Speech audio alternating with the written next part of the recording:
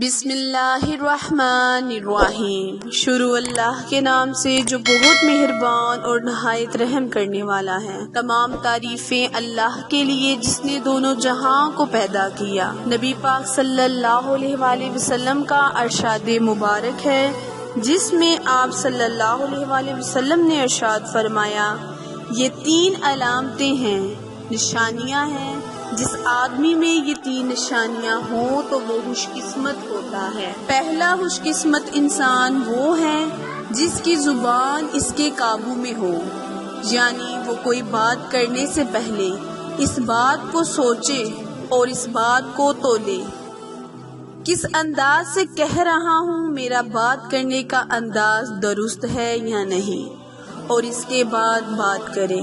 اگر مسلمان اس بات کا خیال رکھے ہم نے کیا بولنا ہے اور کیسے بولنا ہے اور کس وقت بولنا ہے، تو یقین جانے ایسا مسلمان بہت زیادہ خوش قسمت ہے، بلکہ ایسا کوئی بھی انسان خوش قسمت ہو سکتا ہے۔ دوسرا جس کے آدمی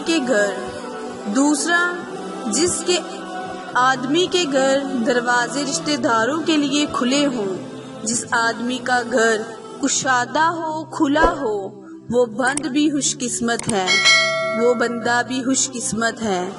اس کا مطلب یہ ہے کہ گھر کے دروازے رشتہ داروں کے لیے کھلے ہوں، یہ نہیں کہ سب رشتہ داروں سے ناراض ہو۔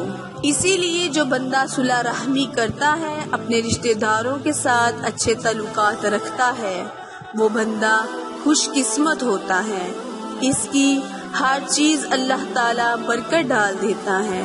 تو اسی لیے دوسرا آدمی وہ ہے جس کا گھر کشادہ ہو۔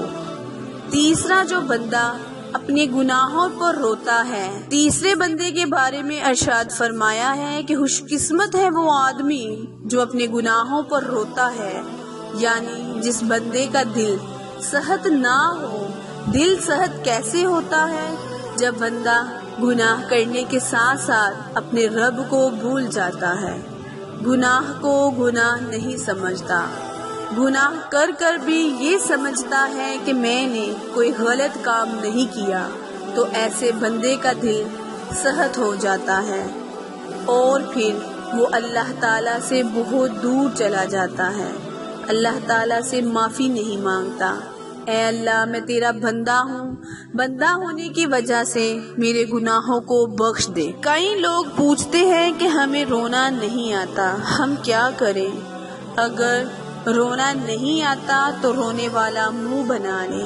اللہ تعالیٰ کو تو صرف بہانہ چاہیے، وہ اپنے بندے کو بخشنے کے بہانے ڈھونڈتا ہے۔